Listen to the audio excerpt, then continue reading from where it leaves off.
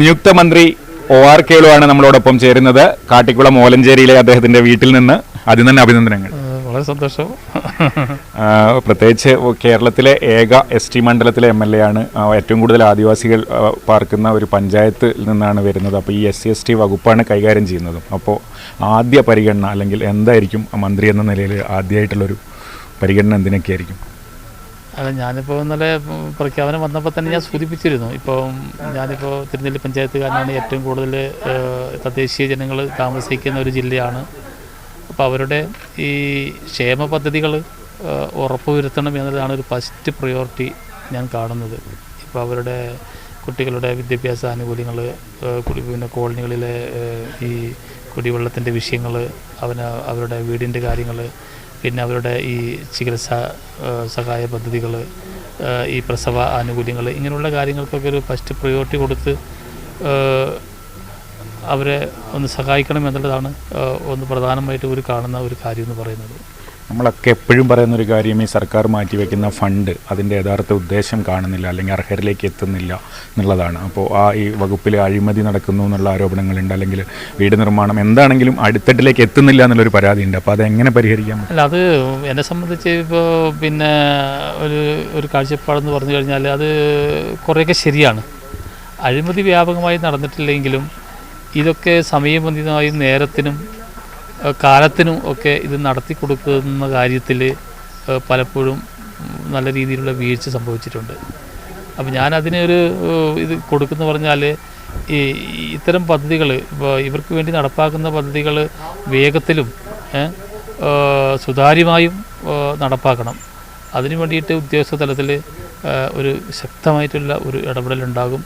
കൃത്യമായ മോണിറ്ററിങ് നടത്തണം എന്നുള്ളതാണ് ഞാൻ കാണുന്ന ഒരു കാഴ്ച. ഈ ഗ്രാൻഡ് അടക്കം മുടങ്ങിയ പ്രശ്നങ്ങൾ ഇന്നലെയൊക്കെ തന്നെ ആളുകൾ സോഷ്യൽ മീഡിയയിലൊക്കെ ചൂണ്ടിക്കാണിക്കുന്നുണ്ട്. അതെ, അതൊരു വിഷയമാണ്. ഇപ്പോൾ കുട്ടികളുടെ ഇപ്പോൾ ഈ ഗ്രാൻറ്റിൻ്റെ കാര്യം അല്ലെങ്കിൽ സ്കോളർഷിപ്പിൻ്റെ കാര്യങ്ങൾ, അതൊക്കെ ഏതെങ്കിലും സമയത്ത് കിട്ടിയിട്ട് കാര്യമില്ല എന്ന് അവർ പറയുന്നത് ശരിയാണ്. ഇപ്പോൾ സ്കോളർഷിപ്പ് കൊണ്ട് മാത്രം പഠിക്കുന്ന കുട്ടിക്ക് മാസം മാസം ആ സ്കോളർഷിപ്പ് കൃത്യമായി കിട്ടണ്ടേ? ഇപ്പോൾ ലംസം ഗ്രാൻഡ് മാസം മാസം കിട്ടണ്ടേ? ഇപ്പോൾ ഒരു വർഷം കൂടുമ്പോൾ അത് ഒന്നിച്ച് കിട്ടിയത് കൊണ്ട് അവർക്കൊരു പ്രയോജനമില്ല. അങ്ങനെയുള്ള വിഷയങ്ങൾ MLA എന്ന നിലയ്ക്ക് നേരിട്ട് എൻ്റെ ശ്രദ്ധയിൽപ്പെട്ടിട്ടുണ്ട്. ആ ഒരു അനുഭവത്തിൻ്റെ അടിസ്ഥാനത്തിൽ കൂടിയാണ് ഞാൻ ആ കാര്യങ്ങൾക്ക് പ്രയോറിറ്റി കൊടുക്കണമെന്ന് വിചാരിക്കുന്നത്. നമ്മൾ തിരുനെല്ലി പഞ്ചായത്തിൻ്റെ കാര്യം പറയുമ്പോൾ വന്യജീവി ആക്രമണത്തിൽ ഏറ്റവും കൂടുതൽ ആളുകൾ കേരളത്തിൽ മരിച്ചൊരു പഞ്ചായത്ത് കൂടിയാണ്. മനുഷ്യ വന്യജീവി സംഘർഷം അത്രയും രൂക്ഷമായ ഒരു പഞ്ചായത്തിൽ നിന്ന് വരുന്ന ആൾ സ്വന്തം അനുഭവങ്ങളുടെ വെളിച്ചത്തിൽ ആ പ്രശ്നം പരിഹരിക്കാനും ഇടപെടൽ എന്തൊക്കെയായിരിക്കും? അത് ആ വിഷയം ഇപ്പോൾ നമുക്ക് ഈ അടുത്ത കാലത്തായിട്ട് അതിരൂക്ഷമാണ് ഈ വന്യമൃഗശല്യം. അപ്പോൾ അതിന് വേണ്ടിയിട്ടുള്ള ഒരു കർമ്മ പദ്ധതി തന്നെ ഇപ്പോൾ കേരള സ്റ്റേറ്റ് ഗവൺമെൻറ് ഇപ്പോൾ ജില്ലയിൽ രൂപീകരിച്ചിട്ട് ഒരു കമ്മിറ്റിയൊക്കെ രൂപപ്പെടുത്തിയിട്ടുണ്ട്. അതിന് പ്രാഥമികമായിട്ടുള്ള ഫണ്ട് അലോട്ട് ചെയ്ത് കഴിഞ്ഞിട്ടുണ്ട്. MLA എന്ന നിലയ്ക്ക് എൻ്റെ ആസ്തി വികസന ഫണ്ട് അലോട്ട് ചെയ്തിട്ടുണ്ട്. ആ കാര്യങ്ങൾക്ക് നമ്മൾ തുടക്കം കുറിച്ച് കഴിഞ്ഞിട്ടുണ്ട്. പക്ഷേ അതൊക്കെ നേരത്തെ പറഞ്ഞ പോലെ ഡിപ്പാർട്ട്മെൻറ്റിൽ ഉണ്ടാകുന്ന പോലെ ഫോറസ്റ്റ് ഡിപ്പാർട്ട്മെൻറ്റിൻ്റെ ഒരു എന്താ പറയുക ഒരു കാര്യശേഷീൻ്റെ കുറവോ അല്ലെങ്കിൽ ഒരു അശ്രദ്ധയോ കാരണം പലപ്പോഴും അതൊന്നും നന്നായിട്ട് നടക്കുന്നില്ല എന്നുള്ളതാണ് ജനങ്ങൾ പറയുന്ന ഒരു കാര്യം എന്ന് പറയുന്നത്. അപ്പോൾ അതിൽ ഒരു ജില്ലാതലത്തിലൊരു കമ്മിറ്റി വിളിച്ചിട്ടുണ്ട്. ആ കമ്മിറ്റി സ്ട്രെങ്തൻ ചെയ്ത് ഇപ്പോൾ ഗവൺമെൻറ് പ്രഖ്യാപിച്ചിട്ടുള്ള പദ്ധതികൾ നന്നായിട്ട് നടപ്പാക്കാൻ വേണ്ടിയിട്ട് ശക്തമായിട്ടൊരു ഇടപെടൽ MLA എന്ന നിലയ്ക്ക് അല്ലെങ്കിൽ മന്ത്രി എന്ന നിലയ്ക്ക് എൻ്റെ ഭാഗത്ത് ഉണ്ടാവും. അതോടൊപ്പം തന്നെയാണ് ഇപ്പോൾ വന്യമൃഗത്തിൻ്റെ ഈ ഒരു വിഷയം, ഇപ്പോൾ വൈൽഡ് ലൈഫ് ആക്ട് 72 അതിലൊക്കെ കാലാനുസൃതമായിട്ടുള്ള മാറ്റം നമുക്ക് ഈ കാലഘട്ടത്തിൽ കൊണ്ടുവരണം എന്നുള്ളൊരു കാഴ്ചപ്പാടുള്ള ഒരു വ്യക്തിയാണ് ഞാൻ. അതിലൊരു മന്ത്രിയെ ഒരു സ്റ്റേറ്റ് ഗവൺമെൻറ് മാത്രം വിചാരിച്ചാൽ അത് നടക്കുന്ന കാര്യമല്ല. അപ്പോൾ ആ കാര്യങ്ങൾക്ക് വേണ്ടിയിട്ട് കേന്ദ്ര ഗവൺമെൻറ്റിൽ നിരന്തരമായിട്ട് സമ്മർദ്ദം നമുക്ക് ചെലുത്തണം.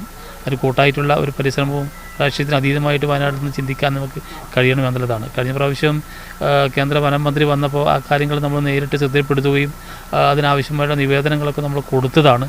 അപ്പോൾ അന്ന് മന്ത്രി പിന്നെ അത് നിരുത്സാഹപ്പെടുത്തുന്ന രീതിയിലാണ് പറഞ്ഞതെങ്കിലും നമ്മളത് അവസാനിപ്പിച്ചിട്ടില്ല. അത് നമുക്ക് വീണ്ടും അങ്ങനെയാണല്ലോ, വീണ്ടും നമുക്ക് ആ കാര്യങ്ങൾ കേന്ദ്ര ഗവൺമെൻറ്റിൻ്റെ ശ്രദ്ധയിൽ വീണ്ടും കൊണ്ടുവന്നുകൊണ്ട് നമുക്ക് ആ കാര്യങ്ങളിലേക്ക് പരിഹാരം കാണണം എന്നത് തന്നെയാണ് എൻ്റെ ഒരു കാഴ്ചപ്പാട്. 8 വർഷം MLA എന്നുള്ള നിലയ്ക്ക് ഏറ്റെടുത്ത കുറേ പൊതു വികസന പദ്ധതികളുണ്ട് മണ്ഡലവുമായി ബന്ധപ്പെട്ട്. റോഡുകൾ, പാലങ്ങൾ, പ്രത്യേകിച്ച് മെഡിക്കൽ കോളേജ്, ആശുപത്രി, ആ കാര്യങ്ങളിലും ഒരു ഇടപെടൽ വേണ്ടി വരും. അതെ, ഞാനിപ്പോൾ കഴിഞ്ഞ 8 വർഷക്കാലമായിട്ട് കുറേ കാര്യങ്ങൾ മാനന്തവാടി മണ്ഡലത്തിൽ ചെയ്തുകൊണ്ടിരിക്കുന്നുണ്ട്. അതേ രീതിയിൽ തന്നെ കാര്യങ്ങൾ നല്ല രീതിയിൽ തന്നെ മുന്നോട്ട് കൊണ്ടുപോകണം. മണ്ഡലം വിട്ടിട്ട് നമുക്ക് പുറത്തേക്ക് പോകാൻ വേണ്ടി പറ്റില്ല. മാനന്തവാടി വികസനത്തിൻ്റെയൊക്കെ ഒരു കാഴ്ചപ്പാടിലായിരിക്കാം ജനങ്ങൾ എനിക്കൊരു സെക്കൻഡ് ടൈം തന്നത് എന്ന് വിശ്വസിക്കുന്ന ഒരാളാണ് ഞാൻ.